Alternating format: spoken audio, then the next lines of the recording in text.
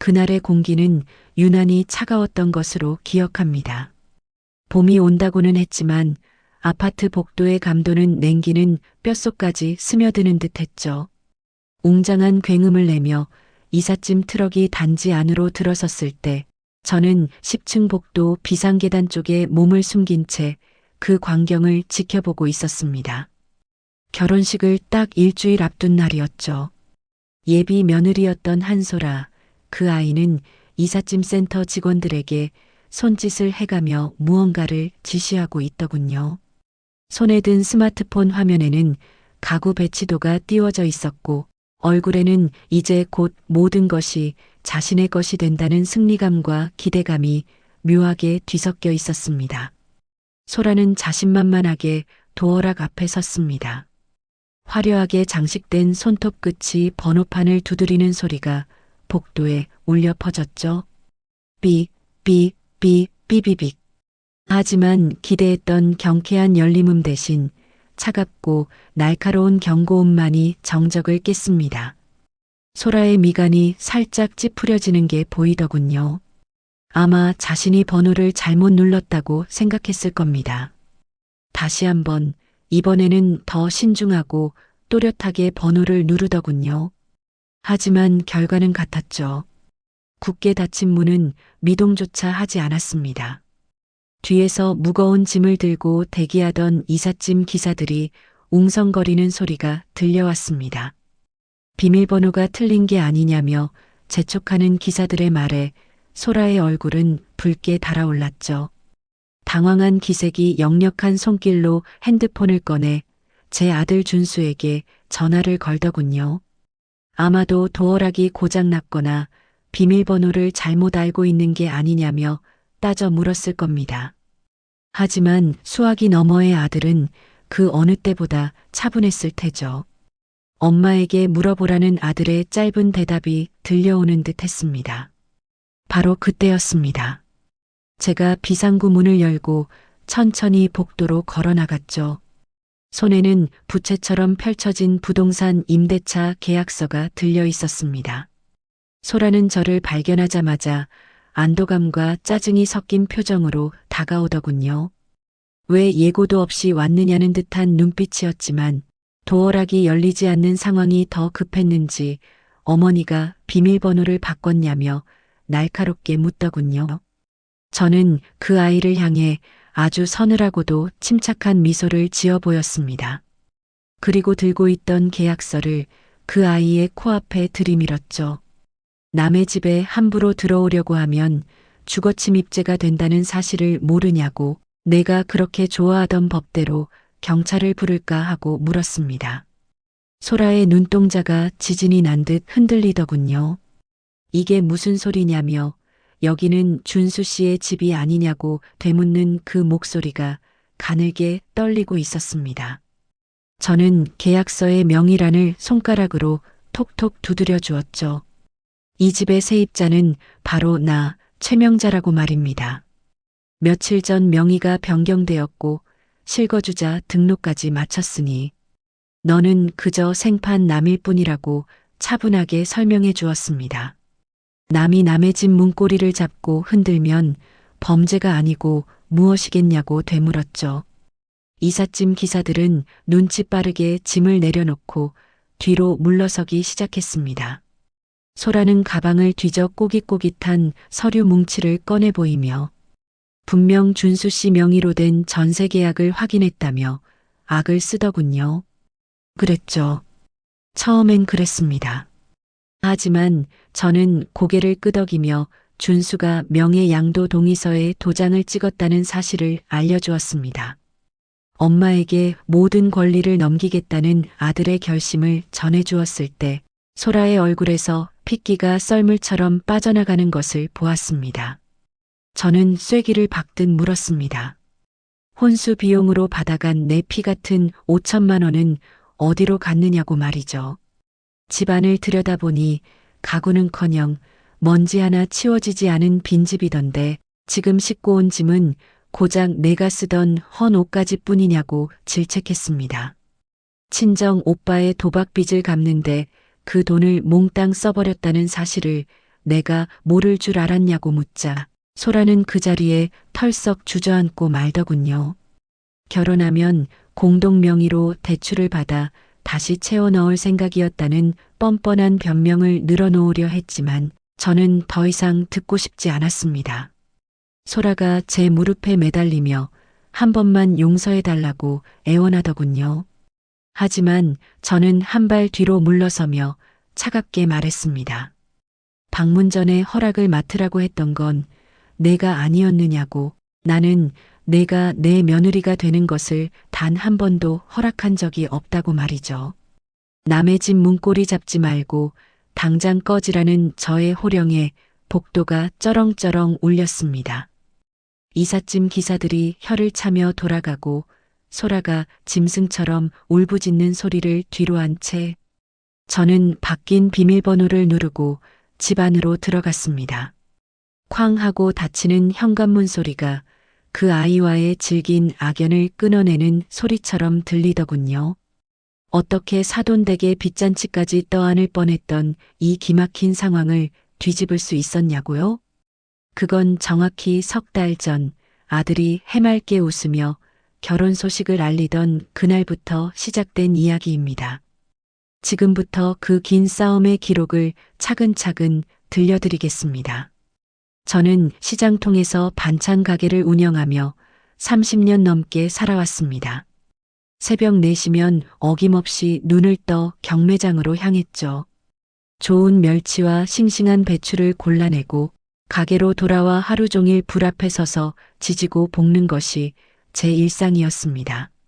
손마디는 굵어지고 허리에서는 파스 냄새가 가실 날이 없었지만 통장의 숫자가 하나둘 늘어가는 재미와 아들 준수를 번듯하게 키워내는 보람으로 버텼던 세월이었죠. 남편을 일찍 떠나보내고 홀로 키운 아들이었습니다. 준수는 착하고 성실하게 자라주었고 번듯한 회사에 취직까지 했으니 더 바랄 게 없었죠. 35이 된 아들이 어느 날 저녁 가게 문을 닫고 있는 제게 쭈뼛거리며 다가와 결혼하고 싶은 사람이 생겼다고 했을 때 가슴이 철렁하면서도 한편으로는 벅차오르더군요. 드디어 우리 아들도 가정을 꾸리는구나 싶어 앞치마를 벗으며 어떤 아가씨냐고 물었습니다. 아들은 핸드폰을 꺼내 사진을 보여주며 회사 동료인 소라라고 소개했죠. 사진 속 여자는 참 단아하고 야무져 보였습니다. 그런데 아들이 조심스럽게 집 문제를 꺼내더군요. 서울 하늘 아래 전세 구하기가 하늘의 별 따기라며 자신이 모은 돈과 대출을 합쳐도 2억 정도가 모자란다는 말이었습니다. 2억이라니요. 제 평생을 바쳐 반찬을 팔아 모은 돈과 가게 보증금을 합쳐야 겨우 나오는 큰 돈이었습니다. 하지만 아들의 길을 죽이고 싶지 않았죠. 걱정 말라고 엄마가 어떻게든 해주겠다고 큰 소리를 쳤습니다. 며칠 뒤 저는 노후 자금으로 묶어두었던 적금을 깨고 가게까지 담보로 잡아 대출을 받아 2억 원을 마련해 주었습니다. 준수와 함께 부동산에 가서 깔끔한 신축 아파트, 전세 계약을 마쳤을 때 등기는 아들의 길을 살려주려 준수의 이름으로 해주었죠. 그때는 그게 당연한 내리사랑이라고 믿었습니다. 일주일 뒤 준수가 예비 며느리 소라를 데리고 인사를 왔습니다. 싹싹하게 인사하는 모습이 꽤 마음에 들더군요. 저는 손수 만든 갈비찜이며 잡채로 상다리가 부러지게 대접했습니다. 그런데 식사가 끝나고 과일을 깎고 있을 때였습니다. 소라가 대뜸 본론을 꺼내더군요. 신혼집 열쇠와 도어락 비밀번호는 자신들이 관리하겠다는 말이었습니다. 당연한 말이라 고개를 끄덕였죠. 그런데 그 다음 말이 가관이었습니다. 예비 열쇠도 자신들에게 달라며 요즘은 시댁이 열쇠를 가지고 있는 건 흉이 된다고 하더군요. 사생활 보호가 중요하다면서 말이죠. 순간 손이 멈칫했습니다. 내 전 재산이나 다름없는 돈으로 얻은 집인데 열쇠 하나도 갖지 못한다니 서운함이 밀려오더군요. 아들을 쳐다봤지만 준수는 꿀먹은 벙어리처럼 소라의 눈치만 보고 있었습니다.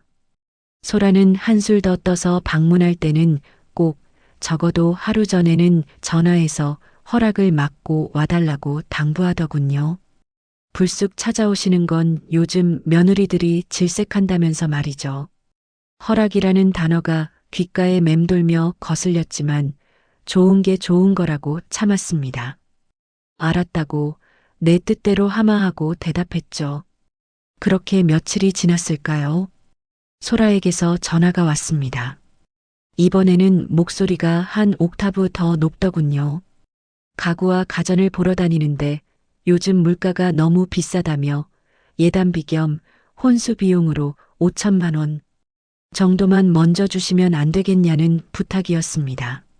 정말 좋은 것으로 싹 채워서 어머니 면이 깎이지 않게 하겠다는 말도 덧붙이더군요.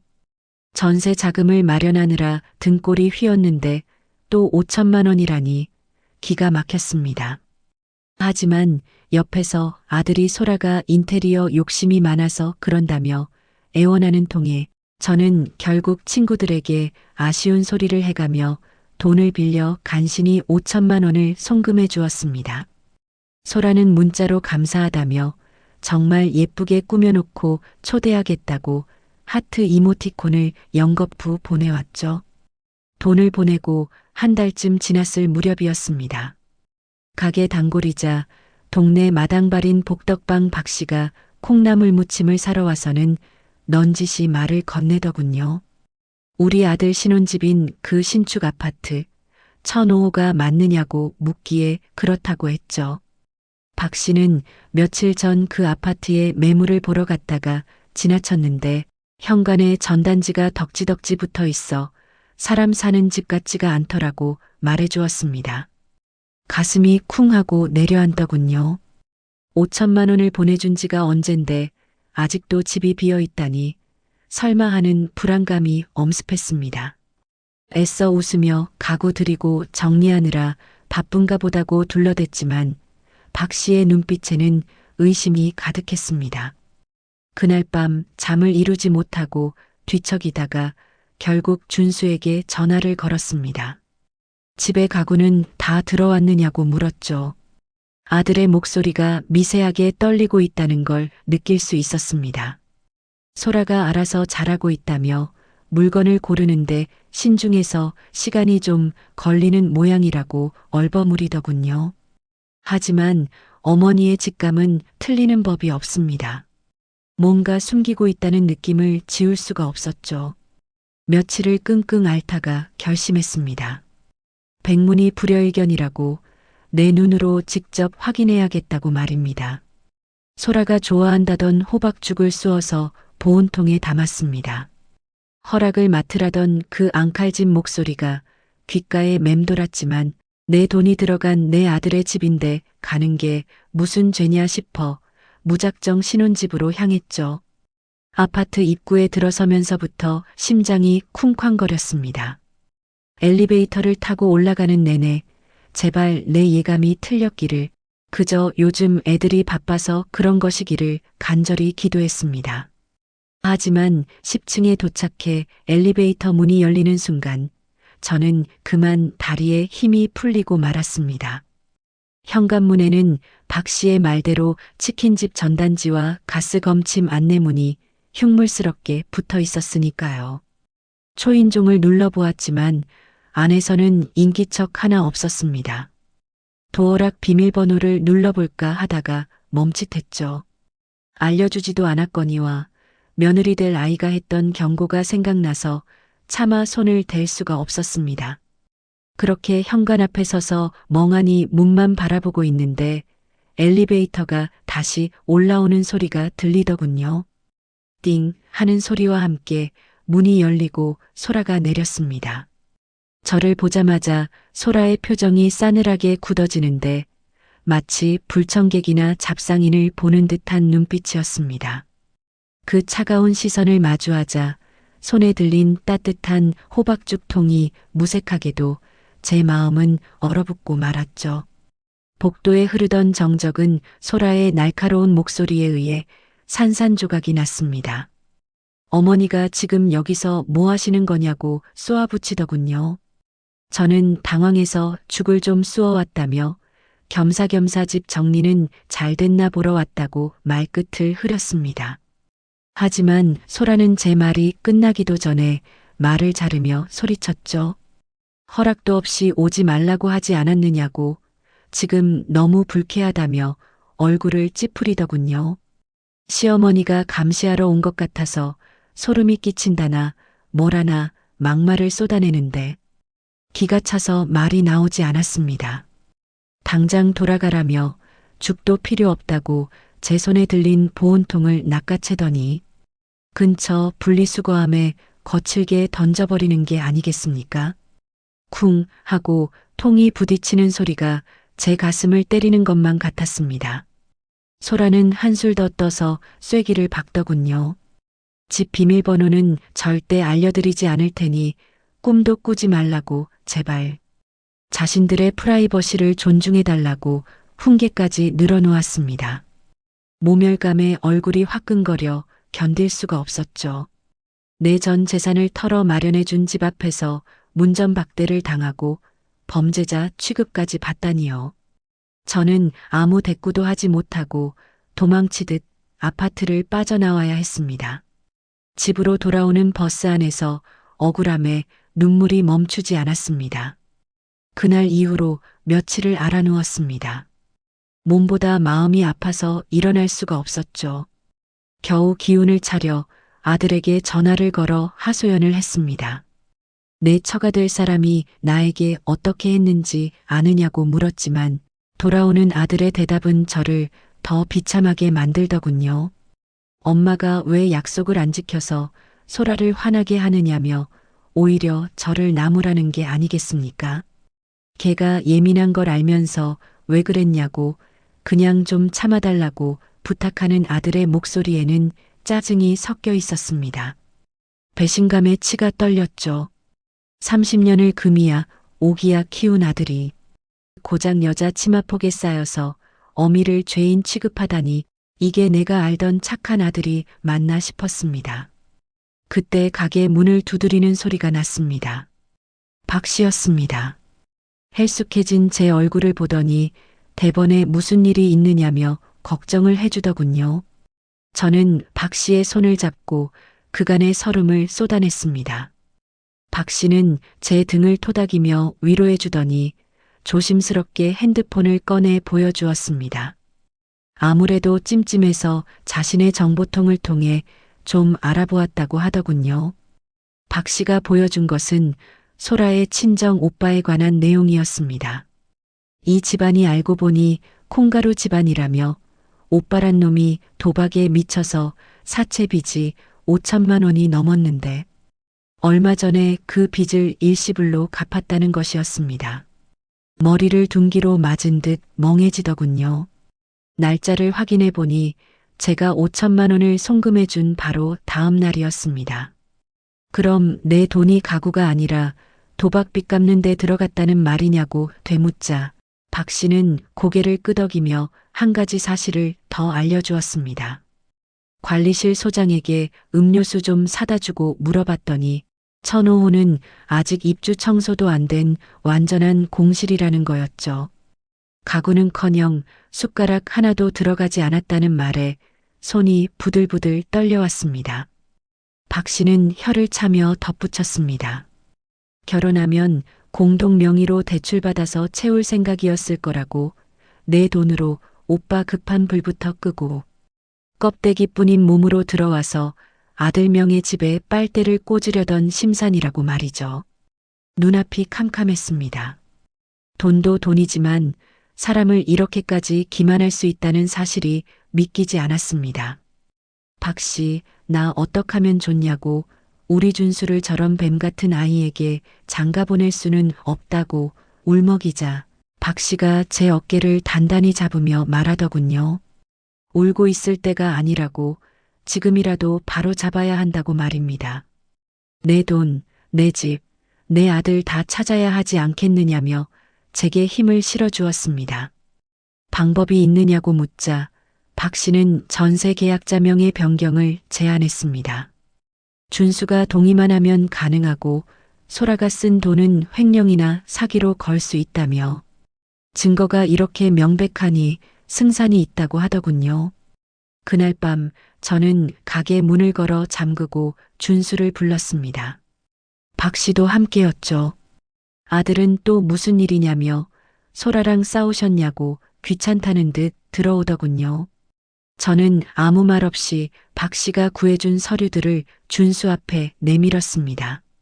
소라 오빠의 도박빚 변제 내역과 제가 보낸 5천만 원의 송금 내역이 날짜까지 정확히 일치하는 서류였죠. 이게 뭐냐고 묻는 아들에게 내가 그렇게 철석같이 믿는 소라가 내 돈으로 한 짓이라고 차갑게 말해주었습니다. 가구 산다고 거짓말하고 오빠 노름빚 갚아줬다고 지금 신혼집에 가보면 먼지 구덩이일 거라고 쏘아붙였죠. 준수는 믿을 수 없다는 표정으로 서류를 넘겨보더니 손을 떨기 시작했습니다. 바로 소라에게 전화를 걸어 물어보려 하기에 제가 급히 말렸습니다. 지금 따져봤자 발뺌할 게 뻔하다고 준수야, 엄마 믿지 않느냐고 물었죠. 너 정말 저런 여자랑 평생 살 수 있겠느냐고 다그치자 준수는 한참을 고개 숙이고 있더니 굵은 눈물을 뚝뚝 흘리더군요.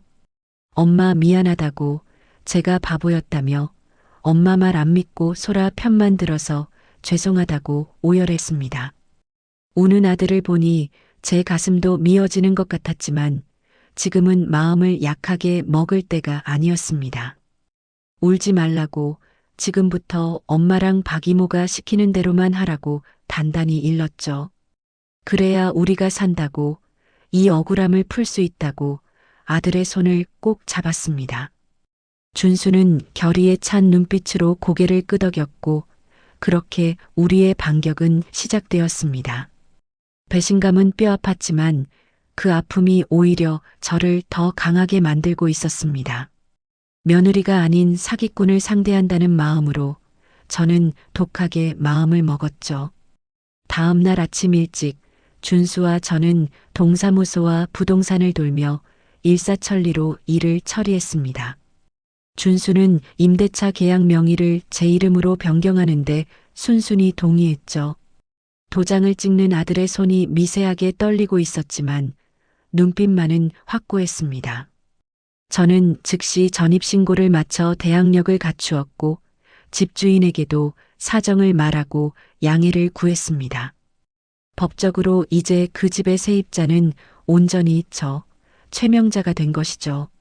서류 처리가 끝나는 순간 가슴속에 얹혀있던 체증이 조금은 내려가는 기분이었습니다. 그날 밤 준수와 함께 몰래 신혼집에 들어갔습니다. 박 씨의 말대로 집안은 황량하기 그지없더군요. 거실 바닥엔 희뿌연 먼지가 손뭉치처럼 굴러다니고 있었고 주방 싱크대엔 물 한 방울 묻은 흔적이 없었습니다. 텅 빈 공간이 주는 적막감이 이렇게나 무거울 수 있다는 걸 그때 처음 알았죠.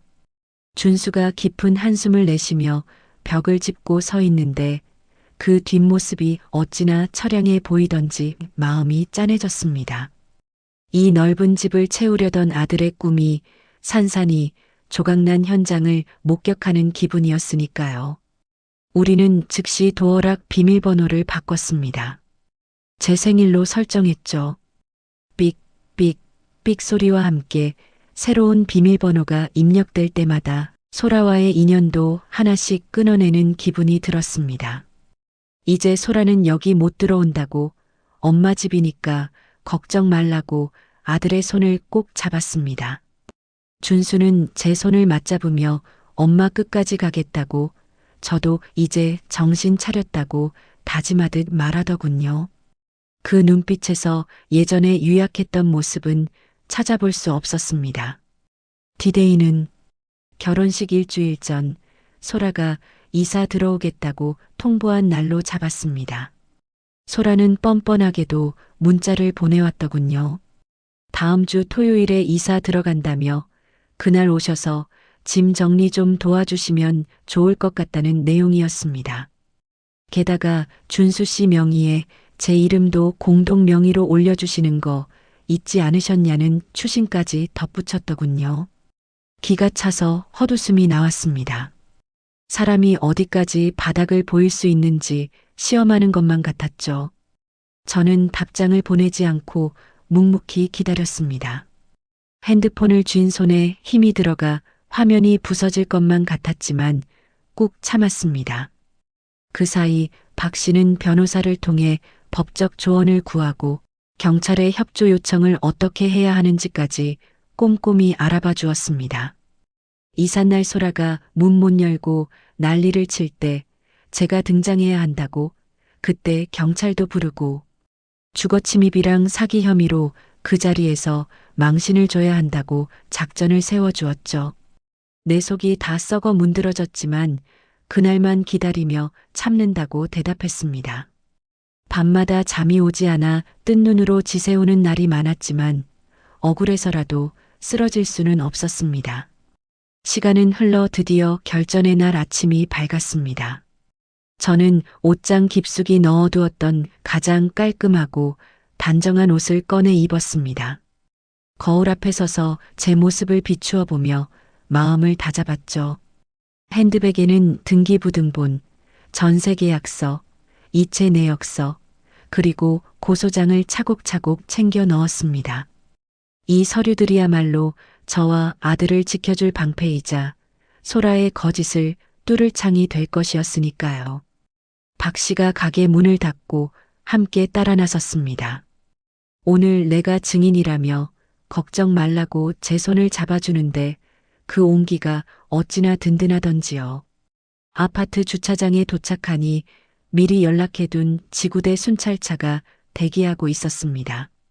저는 떨리는 마음을 진정시키며 경찰관에게 다가가 상황을 설명했습니다. 제 집에 허락도 없는 사람이 무단으로 침입하려고 한다고, 그리고 사기 혐의로 고소할 예정인데 혹시 충돌이 생길까봐 불렀다고 말이죠. 경찰관은 고개를 끄덕이며 상황을 예의주시하겠다고 했습니다. 엘리베이터를 타고 10층으로 올라갔습니다. 복도 끝 비상계단 쪽에 숨어 소라가 오기만을 기다렸죠. 심장이 터질 것 같이 쿵쾅거렸지만 준수가 옆에서 제 어깨를 감싸주어 견딜 수 있었습니다. 준수는 이미 소라와의 모든 연락을 끊고 잠적한 상태였기에 소라는 영문도 모른 채 행복한 이사를 꿈꾸며 오고 있을 터였습니다. 1시간쯤 지났을까 요란한 소리와 함께 엘리베이터가 도착하는 소리가 들렸습니다. 드디어 올 것이 왔구나 싶었죠. 엘리베이터 문이 열리고 소라가 나타났을 때 저는 숨을 죽이고 그 아이의 일거수일투족을 지켜보았습니다. 세상 모든 것을 가진 듯한 표정으로 도어락 앞에 서는 그 모습을 보며 저는 속으로 카운트다운을 세기 시작했습니다. 이제 곧 내 거짓된 연극은 끝이 날 것이라고 말입니다. 다시 그날의 복도로 돌아와 봅니다. 이삿짐 기사들이 썰물처럼 빠져나가고 덩그러니 남겨진 소라는 악에 받쳐 소리를 지르기 시작했죠. 이거 엄연한 불법이라며 내가 준수 씨의 와이프가 될 사람인데 왜 문을 안 열어주느냐고 고래고래 악을 썼습니다. 그 목소리가 어찌나 날카롭던지 복도 센서 등이 깜빡거릴 정도였죠. 저는 대기하고 있던 경찰관을 향해 고갯짓을 경찰관 2명이 다가와 소라를 제지하더군요. 여기 거주자분이 퇴거 요청을 하셨고 이 집 명의자가 아니라는 사실이 확인되었으니 돌아가라고 말입니다. 하지만 소라는 막무가내였습니다. 아니라고, 분명 준수 씨가 이 집은 우리 집이라고 했다며 발을 동동 구르더군요. 준수 씨 어디 갔느냐고 당장 나와보라고 소리치며 현관문을 주먹으로 쾅쾅 두드리기 시작했습니다. 그 모습이 마치 떼쓰는 어린아이 같기도 하고 벼랑 끝에 몰린 짐승 같기도 하여 묘한 쾌감과 동시에 씁쓸함이 밀려오더군요.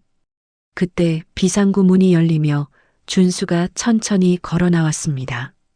소라의 눈이 휘둥그레지더니 반가움과 원망이 섞인 목소리로 아들을 부르더군요. 자기 엄마가 미쳤나 보라고 문도 바꾸고 나보고 도둑년이라는데 얼른 말 좀 해보라며 아들의 팔에 매달렸습니다. 준수는 싸늘한 눈빛으로 소라를 내려다보았습니다. 예전처럼 다정하게 받아주던 눈빛은 온데간데 없었죠. 엄마 말이 다 맞다며 이 집은 엄마 명의이고 자신이 권리를 넘겼다고 차분하게 말했습니다. 그리고 덧붙였죠. 우리 엄마 돈 5천만 원 가구 산다면서 내 오빠 노름. 빚 갚는 데 쓴 거 다 안다고 그건 명백한 사기라고 말입니다. 소라는 벼락이라도 맞은 사람처럼 그 자리에 굳어버리더군요. 입술을 달달 떨며 변명을 하려 했습니다. 그건 자신이 설명할 수 있다고 급해서 잠깐 쓴 거고 곧 채워 넣으려 했다며 횡설수설하더군요. 하지만 준수는 단호했습니다. 됐다고 너랑은 끝이라며 파혼을 선언했죠. 소라가 비명을 질렀습니다. 파혼이라니 누구 마음대로 파혼이냐며 자신이 들인 시간이 얼만데 위약금은 어쩔 거냐고 따지더군요. 적반하장도 유분수지 그 상황에서도 돈 이야기를 꺼내는 꼴을 보니 기가 막혔습니다. 저는 웃으며 나섰습니다. 위약금이라니 지금 누가 누구한테 돈을 달라는 거냐고 물었죠. 너네 돈 5천만 원 횡령하고 사기친 걸로 내가 방금 고소장을 접수했다는 사실을 알려주었습니다. 변호사도 선임해 놨으니 법정에서 보자고 으름장을 놓았죠. 박 씨가 옆에서 거들었습니다. 아가씨, 젊은 사람이 인생 그렇게 사는 거 아니라며 남의 등골 빼먹으려다 자기 발등 찍은 줄 알아야 한다고 혀를 찼습니다. 소라는 그제야 상황이 심각하게 돌아가는 걸 깨달았는지 준수의 바짓가랑이를 잡고 매달리기 시작했습니다. 잘못했다고 자신이 진짜 잘못했다며 빌더군요. 오빠가 죽겠다고 협박해서 어쩔 수 없었다며 우리 사랑하지 않느냐고 눈물로 호소했습니다. 사랑이라니 그 입에서 나오는 사랑이라는 단어가 그토록 역겹게 들릴 줄은 몰랐습니다. 준수는 매몰차게 다리를 빼내더군요. 사랑 같은 소리 하지 말라고 너 우리 엄마 무시하고 내 돈 보고 접근한 거 다 안다며 고개를 저었습니다. 내 집 공동명의 해달라고 노래를 부를 때부터 알아봤어야 했는데 자신이 멍청했다며 더 추해지지 말고 가라고 등을 돌렸습니다. 아들의 단호한 태도에 소라는 절망적인 표정을 지었습니다. 경찰관들이 소라를 일으켜 세우며 가자고 재촉했죠. 더 소란 피우시면 연행하겠다는 경고에 소라는 결국 질질 끌려가면서도 저를 향해 저주를 퍼붓더군요. 두고 보라고 내가 가만히 있을 줄 아느냐며 인터넷에 다 올릴 거라고 악덕 시어머니라고 소문낼 거라고 악을 썼습니다. 저는 눈 하나 깜짝하지 않았습니다. 올리라고 제발 올리라고 대꾸했죠. 내가 사기친 증거랑 거짓말한 녹취록 내가 다 까발려 줄 테니까 사람들은 과연 누구 욕을 할지 한번 보자고 맞받아쳤습니다. 엘리베이터 문이 닫히고 소라의 모습이 사라지자 긴장이 풀린 저는 그제야 다리가 후들거려 주저앉을 뻔했습니다. 준수가 저를 부축하며 고생하셨다고 진짜 죄송하다고 말하더군요. 저는 아들을 꼭 안아주었습니다. 아니다. 내가 늦게라도 정신 차려서 다행이라고 우리 이제 두 다리 뻗고 자자고 말했죠. 집 안으로 들어와 텅 빈 거실을 둘러보는데 허전함보다는 후련함이 먼저 밀려오더군요. 창문을 활짝 열어 묵은 공기를 내보냈습니다. 들어오는 봄바람이 어찌나 상쾌하던지 이제야 비로소 제 집 같다는 생각이 들었습니다. 박 씨와 준수 그리고 저 셋이서 바닥에 둘러앉아 짜장면을 시켜 먹었습니다. 이사도 안 온 집에서 먹는 짜장면 맛이 그렇게 좋을 수가 없더군요. 우리는 웃으며 이야기했습니다. 이제 다시 시작이라고 나쁜 꿈은 다 꿨으니 좋은 일만 있을 거라고 말이죠. 소라와의 전쟁은 그렇게 끝이 났지만 법적인 싸움은 이제부터가 시작이었습니다. 하지만 두렵지 않았습니다. 진실은 우리 편이었으니까요. 그날 이후 전쟁 같은 법적 공방이 시작되었습니다. 소라는 처음엔 억울하다며 맞고소를 한 해 만에 날뛰었지만 우리가 가진 증거는 너무나 명백했기에 헛수고였죠. 계좌 이체 내역, 오빠의 채무 변제 기록, 그리고 거짓말을 시인하는 녹취록까지 모든 것이 그녀의 죄를 가리키고 있었습니다. 변호사님 말씀으로는 빠져나갈 구멍이 없다고 하더군요. 결국 소라는 사기죄로 유죄 판결을 받았습니다. 징역형까지는 가지 않았지만 집행유예와 함께 사회봉사 명령이 떨어졌죠. 무엇보다 중요한 건 민사소송을 통해 제 돈 5천만 원과 정신적 피해, 보상금까지 모두 물어내라는 판결을 받아낸 것이었습니다. 판결문을 받아들었을 때의 그 짜릿함은 말로 다 설명할 수가 없습니다. 정의가 살아있다는 걸 확인한 순간이었으니까요. 소란의 집안은 풍비박산이 났다고 들었습니다. 도박 중독인 오빠는 빚쟁이들에게 쫓겨 도망 다니는 신세가 되었고 소라 역시 다니던 회사에 소문이 파다하게 퍼져 권고사직을 당했다고 하더군요. 월급 압류가 들어오니 회사에서도 버틸 수가 없었겠죠. 한때는 남의 돈으로 호의호식하며 신데렐라를 꿈꾸었을 테지만 결국 자신의 욕심이 만든 지옥에 스스로 갇히고 만 꼴이었습니다. 어느 날 시장에서 우연히 소라를 마주쳤습니다. 화려했던 네일아트는 온데간데 없고 헝클어진 머리에 낡은 옷을 입은 초라한 모습이었죠. 저와 눈이 마주치자 그녀는 소스라치게 놀라며 황급히 고개를 숙이고 도망치듯 사라지더군요. 그 뒷모습을 보며 저는 씁쓸함과 동시에 후련함을 느꼈습니다. 동정심 따위는 들지 않았습니다. 인과응보, 사필귀정이라는 말이 딱 들어맞는 결말이었으니까요. 만약 그때 제가 모질게 마음먹지 않았다면 지금쯤 저 뒷모습은 제 아들의 것이 되었을지도 모른다는 생각에 등골이 서늘해지기도 했습니다. 준수는 그 일 이후로 사람이 완전히 달라졌습니다. 주말이면 가게에 나와 일을 돕고 제게 살갑게 굴기 시작했죠. 엄마, 나 이제 여자 얼굴 안 보고 엄마한테 잘하는지부터 볼 거라고 사람 됨됨이가 제일 중요하다는 걸 뼈저리게 느꼈다고 말하더군요. 멸치를 다듬는 아들의 손길이 예전보다 훨씬 야무져진 걸 보며 저는 속으로 웃음을 삼켰습니다. 비싼 수업료를 냈지만 덕분에 아들이 진짜 어른이 된 것 같아 다행이다 싶었죠. 가게 리모델링도 아들의 제안으로 진행했습니다. 낡은 간판을 내리고 명잔의 반찬이라는 새 간판을 달았을 때 아들이 제 어깨를 감싸며 말하더군요. 엄마 이름 걸고 하는 거니까 제가 더 열심히 돕겠다고 말입니다. 손님들도 아들이 효자라며 칭찬이 자자했고 가게는 전보다 더 활기가 넘쳤습니다.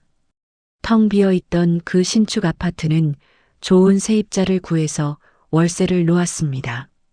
매달 들어오는 월세가 쏠쏠하기도 했지만 무엇보다 제 명의의 집이 있다는 든든함이 노후를 편안하게 해주었죠.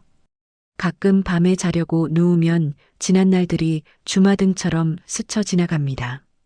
소라가 처음 인사를 왔던 날 열쇠를 달라고 당돌하게 말하던 그 표정, 그리고 닫힌 문 앞에서 울부짖던 마지막 모습까지 악몽 같던 시간이었지만 그 시간을 통해 저는 저를 지키는 법을 배웠고 아들과의 관계도 더 단단해졌습니다. 잃은 것은 돈에 대한 욕심뿐이고 얻은 것은 가족의 소중함과 평화였으니 결코 손해보는 장사는 아니었던 셈이죠. 이제 법원 갈 일도 없고 누군가를 미워하느라 에너지를 쏟을 일도 없습니다. 새벽 시장의 활기찬 공기를 마시며 하루를 시작하고 저녁이면 아들과 맛있는 밥상을 마주하는 소소한 일상이 얼마나 감사한지 모릅니다. 폭풍우가 지나간 뒤에 바다가 더 고요하고 푸르듯이 제 인생의 이 막은 이제 막 평온하게 시작된 것 같습니다. 1년이라는 시간이 흘렀습니다. 가게는 여전히 성업 중이고 저는 다시 평화로운 일상으로 돌아왔죠. 그리고 정말 기쁜 소식이 하나 있습니다. 준수가 선을 봐서 참한 아가씨를 만나게 되었거든요. 이번엔 제가 먼저 설레발치지 않고 한 발 뒤에서 묵묵히 지켜봤습니다. 또다시 상처받을까봐 겁이 났던 것도 사실이었으니까요. 새로운 예비 며느리 지은이는 처음 인사 온 날 빈손으로 오지 않고 제가 좋아하는 홍삼 세트를 사왔더군요. 화려한 거칠애보다는 마음을 담은 선물이어서 더 좋았습니다. 그리고 무엇보다 신혼집 이야기를 꺼냈을 때 지은이가 한 말이 제 마음을 울렸습니다. 어머니, 저희 형편에 맞춰서 작은 전세부터 시작하겠다고 어머니. 노후 자금에 손대고 싶지 않다는 말이었습니다. 소라와는 너무나 다른 그 태도에 저는 눈물이 핑 돌더군요. 아니다. 너희 마음이 예뻐서 내가 도와주고 싶다고 그 아파트 비어 있으니 들어가서 살라고 했습니다. 이번에는 열쇠를 받지 않겠다고 했죠. 너희끼리 알콩달콩 살라고 비밀번호도 안 알려줘도 된다며 반찬 필요하면 경비실에 맡겨두겠다고 했습니다. 지난번의 상처가 저도 모르게 방어막을 치게 만들었나 봅니다. 그러자 지은이가 활짝 웃으며 제 손을 덥석 잡더군요. 어머니, 무슨 말씀이시냐고. 비밀번호 당연히 알려드려야 한다며 정색을 하는 게 아니겠습니까? 자주 오셔서 맛있는 반찬도 해주시고 식사도 같이 하자고 시어머니가 아니라 엄마처럼 생각하고 싶다고 말하는데 가슴이 벅차올랐습니다. 저는 그제야 진정한 며느리를 얻었다는 확신이 들었습니다. 남의 것을 탐하지 않고 진심으로 가족이 되려는 마음, 그거면 충분했으니까요. 듣고 계신 영상이 마음에 드신다면 구독과 좋아요 부탁드립니다. 더 좋은 이야기를 만드는데 큰 힘이 됩니다. 결혼식 날 준수와 지은이가 나란히 서 있는 모습을 보며 저는 남몰래 눈물을 훔쳤습니다. 지난 1년간의 마음고생이 눈 녹듯 사라지는 기분이었죠. 하객들의 축복 속에서 행진하는 두 사람의 뒷모습이 어찌나 든든하고 예쁘던지요. 박 씨도 옆에서 훌쩍이며 명자야, 이제 고생 끝 행복 시작이라며 제 손을 꼭 잡아주었습니다. 가게 앞 평상에 앉아 따뜻한 햇볕을 쬐며 생각합니다. 그때 모질게 마음 먹고 문을 걸어 잠그지 않았더라면 지금의 이 평화는 없었겠죠. 인생은 때론 닫아야 할 문은 확실히 닫아야 새로운 문이 열리는 법인가 봅니다. 나쁜 인연의 문을 닫으니 이렇게 좋은 인연의 문이 활짝 열렸으니 말입니다.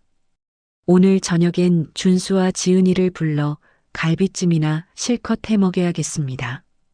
지은이가 좋아하는 잡채도 넉넉히 해야겠네요. 아, 물론 방문 전에 허락 같은 건 필요 없습니다. 제 집 문은 사랑하는 가족들을 위해 언제든 활짝 열려 있으니까요. 비밀번호를 누르고 들어올 아이들의 발자국 소리가 벌써부터 기다려집니다. 그 소리는 분명 닫힌 문 앞에서의 절망적인 경고음이 아니라 행복을 알리는 경쾌한 멜로디일 테니까요.